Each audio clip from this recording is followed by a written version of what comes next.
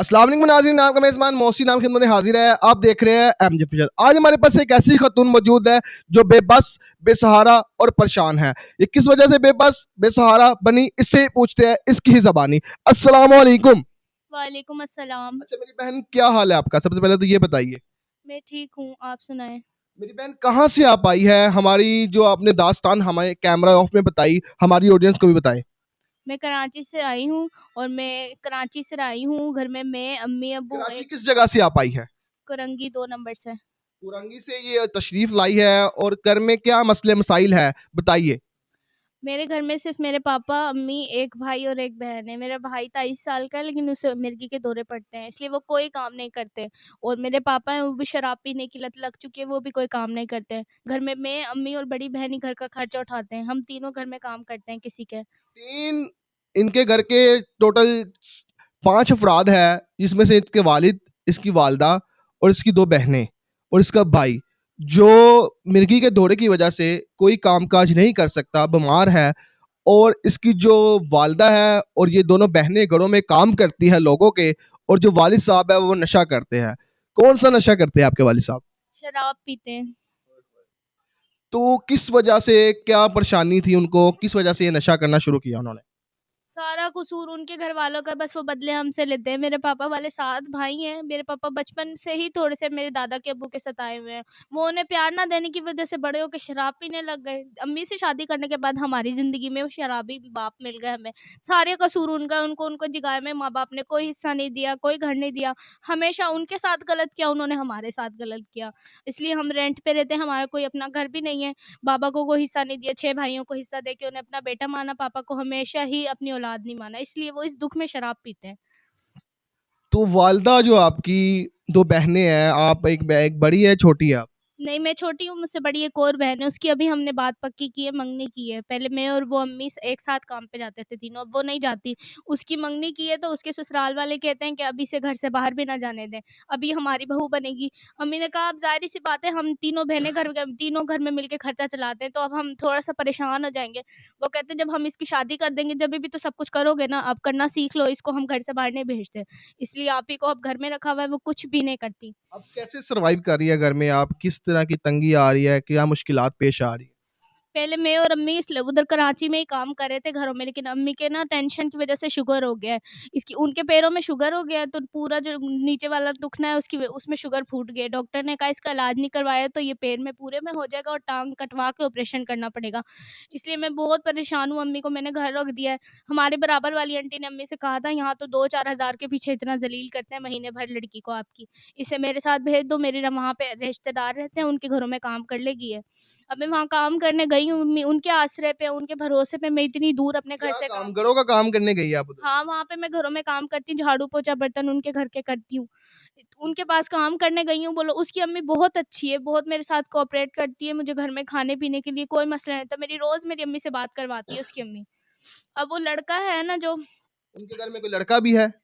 उनके घर उनका सिर्फ़ एक ही बेटा है, वो रशिया में होता है। अभी उसकी शादी है महीने बाद, इसलिए वो घर आया हुआ है। उसकी वजह से मैं बहुत परेशान हूँ, बहुत ज़्यादा परेशान हूँ। मेरे घर में कोई कमाने वाला भी अब नहीं है, सिर्फ़ मेरे ऊपर मेरा पूरा घर चल रहा है। कितनी देर हो गई है वो आया हुआ रशिया से? 2 हफ़्ते हो गए हैं उस भाई को आए हुए, लेकिन उसमें ज़रा बिल्कुल अय्याश किस्म का इंसान है। वो ऐसे समझता है जैसे पाकिस्तान भी रशिया ही है। जैसे वहाँ रहता है, अब उसको वहाँ भी यहाँ भी वही माहौल चाहिए। क्या इसलिए कहते मुझे हैं आपको? कोई वो मुझे ज्यादती करता है आपके साथ? उसने मुझे बहुत परेशान करके रखा हुआ है। उसकी अम्मी ने मेरी अम्मी की मदद की थी, उसको पता चला था उनकी अम्मी को कि मेरी अम्मी को टेंशन की वज़ह से शुगर हो गई है, कि अब मेरे घर का खर्चा कैसे चलेगा। उसकी अम्मी ने मुझे 10,000 रुपए दिए थे, कहती थी ये तनख्वाह के अलावा तुम रखो, अपनी अम्मी को दो, कहो घर में राशन डलवाएँ, अच्छा खाना-पीना खाएँ, शायद वो ठीक हो जाएँ। इस तरह करके उन्होंने मुझे 2-3 सूट भी दिलवाए अपने पैसों में तनख्वाह के अलावा। अब उनका बेटा कहता है तुम्हारे साथ कितना कोऑपरेट करती है मेरी फैमिली, तुम थोड़ा-सा मेरे साथ कर लो, तुम थोड़ा वक़्त मेरे साथ अकेले में गुज़ार लो। कुछ भी नहीं होता तो मैं किसी को कुछ नहीं बताऊँगा कि तुम्हारे साथ क्या हुआ है, क्या नहीं। मैं ऐसे कैसे उसके साथ उसके कहने पे कर लूँ? आप समझ सकते हैं मेरे पास एक इज़्ज़त ही तो है, वो चाहता है मैं वो भी उसके हाथों में रख दूँ। मेरे पास कोई ज़रिया नहीं है, कुछ भी नहीं समझ आ रहा क्या करूँ? भाई मेरा मिर्गी के दौरों की वज़ह से वो खुद एक मोहताज है, 23 साल का जवान जहान भाई मेरा मोहताज है। हम उसे कैसे सँभालते हैं ये कोई हमसे पूछे। बहन है वो भी मजबूर हो गई है, उसके भी हाथ-पैर कट गए रिश्ता होने की वज़ह से। अगर पूरी ज़िंदगी उससे कमवाया तो उसकी शादी कैसे करेंगे? ये भी एक फ़र्ज़ है कि उसकी शादी करनी है। मम्मा को टेंशन की वज़ह से शुगर हो गई है, इसलिए उनको मैंने खुद ने घर पे छोड़ दिया। अभी हमसे उनके पैर का इलाज नहीं हो रहा, फिर उनकी टाँग पूरी कैसे कटवा के उसका इलाज करवाएँगे? लम्हा फ़िक्रिया है ये सारा कुछ जो इस लड़की के साथ हुआ, और जो लानती इंसान है जो उस उधर से आया है, उसको किसी एक यही लड़की मिली थी उसको ये सब कोऑपरेट वगैरह करने के लिए और ये सब कुछ कहने के लिए, और कोई नहीं था। उसका कहना है उसका कहना ये है उसकी महीने बाद शादी हो जाएगी, शादी में जितना भी उसके लोग खर्ची देंगे, जो कुछ भी समझ के मुझे देंगे वो सब वो मुझे दे देगा। मैं उसकी बातें मान लूँ, वो हर किस्म का मेरे साथ कोऑपरेट करेगा। बस मैं उसकी ये बात मान लूँ, अपनी इज़्ज़त नफ़्स उसके हाथ में दे दूँ, फिर वो मेरे साथ ठीक रहेगा। मैं ऐसा नहीं कर सकती, मैं क्या मुँह दिखाऊँगी अपने माँ-बाप को? मैंने अपने खुदा को भी तो जवाब देना है, पूरी ज़िंदगी मैंने इज़्ज़तदार होके कमाई है, अब मैं कैसे उसके साथ ये सब कुछ करने को राज़ी हो जाऊँ? तो अब कहाँ पे है वो? आप अब कैसे आई हमारे पास? मैं खारिया में उन्हीं के घर काम कर रही थी, लेकिन मैं बहुत परेशान हो गई थी। जहाँ वो मुझे अकेले देखता है, मेरे पास दौड़ता चला आता है। मैं उसे कोई मौका ना देते हुए भी कब तक बचूँगी, इसलिए मैं आप लोगों के पास मदद लेने आई हूँ। आप मेरी मदद कर दें, कोई ऐसा शख़्स मेरी ज़िंदगी में ला दें, जो इज़्ज़तदार घराने से हो, मेरी फ़ैमिली को सपोर्ट कर सके, मुझसे निकाह कर ले।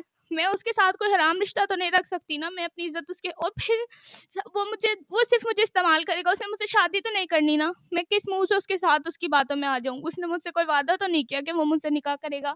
मैं आप लोगों से सिर्फ़ इतनी मदद चाहती हूँ कि आप किसी ऐसे इंसान को से मेरा निकाह करवा दें, जो मेरी फ़ैमिली को और मुझे सपोर्ट कर दे। है आप में से कोई इंसान इस लड़की की मदद करे और इसको अपने इज्जत बनाए और इसका सहारा बने और इसकी फैमिली का सहारा बने, तो उसके बाद जब आपकी सिस्टर की शादी हो जाएगी उसके बाद आपकी वालदा और आपका भाई बचेगा और या बाप को भी आप साथ रखें। हाँ, मेरी बहन की शादी कर देंगे हम लोग, पापा, मैं, अम्मी और एक भाई होगा हमारे साथ। अभी तो उस लड़के को ये है कि ये अकेली है, इसे तो मैं कैसे भी कर लूँगा, ये मजबूर होके मान जाएगी कि मैं इससे दिन-ब-दिन ब्लैकमेल हो रही हूँ, मैं क्या करूँ? मैं अब ज़ाहिर-सी बात है, कोई मुझसे शादी कर लेगा तो उसे खौफ होगा इस बात का कि इसका शौहर तो है ना इसके हक में बोलने के लिए। घर वालों को कुछ भी नहीं पता कि मेरे साथ यहाँ क्या हो रहा है, मैं कितनी परेशान हूँ। अब क्या चाहती है आपने? वापस तो उधर नहीं जाना ना? नहीं, मैं कैसे उस दरिंदे के हाथों में जाने के लिए तैयार हो जाऊँ? मैं कैसे उसको अपनी इज़्ज़त उसके हाथ में दे दूँ? मैं वहाँ नहीं जाना चाहती। मैं घर भी किस मुँह से जाऊँगी? अम्मी को क्या बताऊँगी कि मैं वहाँ काम नहीं करूँगी? अम्मी को पता लग गया तो वो माँ है, वो कहेंगी हम भूखे रह लेंगे, तुम इतनी अपनी इज़्ज़त ना उनके हाथों में देकर आओ। मुझे कुछ समझ नहीं आ रहा, मैं बस आपसे इतनी मदद चाहती हूँ कि आप किसी ऐसे इंसान से मेरा निकाह करवा दें, जो मुझे और मेरी फैमिली को सपोर्ट कर सके। हम कोई बंगला गाड़ी नहीं चाहते, बस एक इज़्ज़त की रोटी और किसी इज़्ज़तदार इंसान की सपोर्ट चाहते हैं। इसलिए मैं आप लोगों के पास आई हूँ। आप बस हम लोग कराची में रहते हैं, कुरंगी में। मेरी बहन की हम शादी कर देंगे। भाई का और पापा का, अम्मी का, मेरा ध्यान रखने वाला बस कोई एक इंसान मेरे लिए आ जाए, जो मुझसे निकाह कर ले, मुझे अपने घर की इज़्ज़त बना ले। हमारे जो वीडियोस है इस पे लोग देखते हैं, अक्सर बड़ी उम्र के लोग भी होते हैं, कोई दूसरी। अच्छा, वो आप अगर बड़ी उम्र का भी कोई शख्स हमारे से राब्ता करता है, अगर दूसरी शादी भी करना चाहता है तो आप उससे शादी कर लेगी? हाँ, अगर वो मेरी फैमिली को और मुझे हिफाजत में रख सकता है, इज़्ज़त के वक़्त 2 रोटियाँ दे सकता है, तो मैं उससे शादी कर लूँगी। वो मुझसे शादी कर ले, मुझे कोई मसला नहीं है। बस किसी मुझे एक हिफाजत वाला इंसान चाहिए, जिसे ये पता हो कि इसको कैसे इज़्ज़त से रखा जा सकता है। किसी किस्म का कोई इतराज तो नहीं आपको?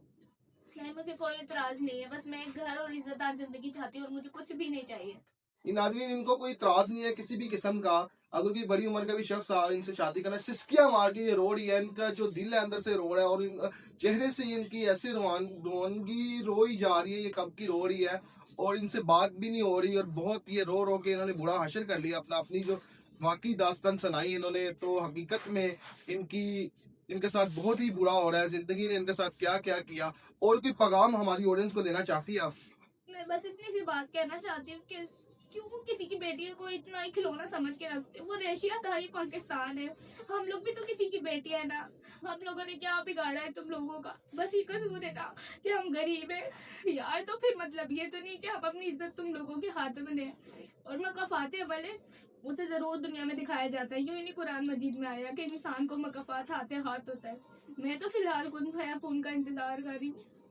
लेकिन मेहरबानी करके आप ऐसी बेटियों को बख्श दीजिए जो ऑलरेडी मजबूर है, जिंदगी से तंग आई हुई है। क्यों उन्हें इतना परेशान किया जाता है?